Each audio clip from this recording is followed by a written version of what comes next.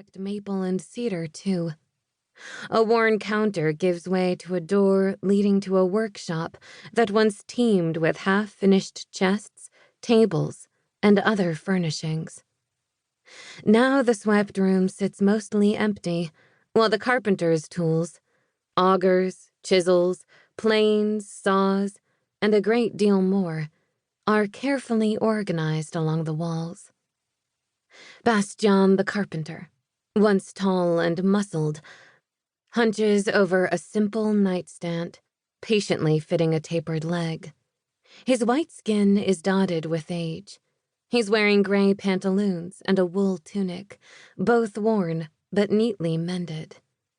Nearby, the light-skinned, curly-haired boy of 12 winters finishes tightening the rope he strung through holes in a wooden bed frame to support a mattress. This is the first order he's filled all on his own, and he's eager to prove himself worthy of the task. My nails click on the floor, alerting the boy to my presence, before my scent, which is harsh and wild, more like a stray dog than I care to admit, reaches him.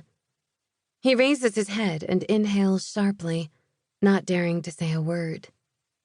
His eyebrows furrow as his lips thin. I've worked hard to acclimate him to my presence. Rather than fear, I catch a whiff of anger, resentment. The smells are quite distinctive.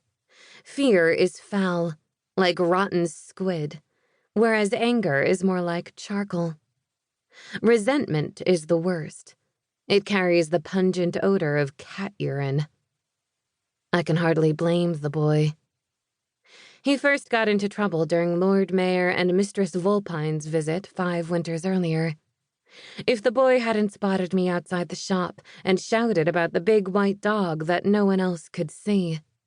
If Mistress Vulpine hadn't set sail for the sea and the sky that very night, then Lord Mayor Vulpine's guard wouldn't have barged into the shop the next day, accusing the boy of coming up from the bog and calling him a voyant.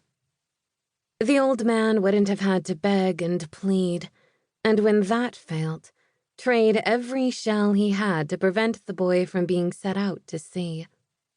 Word of the boy's witchery wouldn't have spread, and he wouldn't be forced to hide on the rare occasions when their few remaining customers arrived.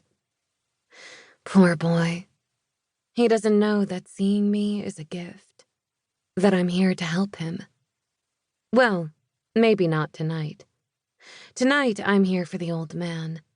The boy will need time, at least a few days, to accept his loss, to understand his new place in the world. Soon, his chance will come. I'll offer him a future, a purpose. I settle into my usual corner, panting harder than normal as I struggle to maintain my composure. Determined to ignore me, the boy finishes tightening the rope and trims the excess. When he's finished, he calls his grandpapa over to inspect his work. The old man runs his hand along the bed's sturdy posts. "Why didn't you use oak?" The boy knows he's being tested. "Mistress Abrielle could only pay 75 shells. Besides, she lives all the way across the village, and pine isn't as heavy." He watches the old man anxiously. His grandpapa used to be jolly, forever telling jokes and handing out praise. After the incident with Mistress Vulpine, his laughter disappeared, and his words dried up like water in an old well. The boy can't kindle the spark missing in the old man's eyes, but he can pay attention, work hard, and one day follow in his grandpapa's footsteps. The corners of the old man's lips turn up slightly. He tests the strung rope, which gives only a little under the pressure of his palm. "How did you tighten it on your own?"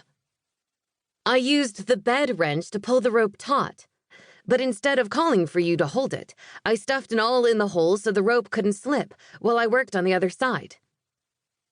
He's proud of his resourcefulness, but even so, he hardly dares to breathe as he waits for his grandpapa's response. "How did you tie it off?" The boy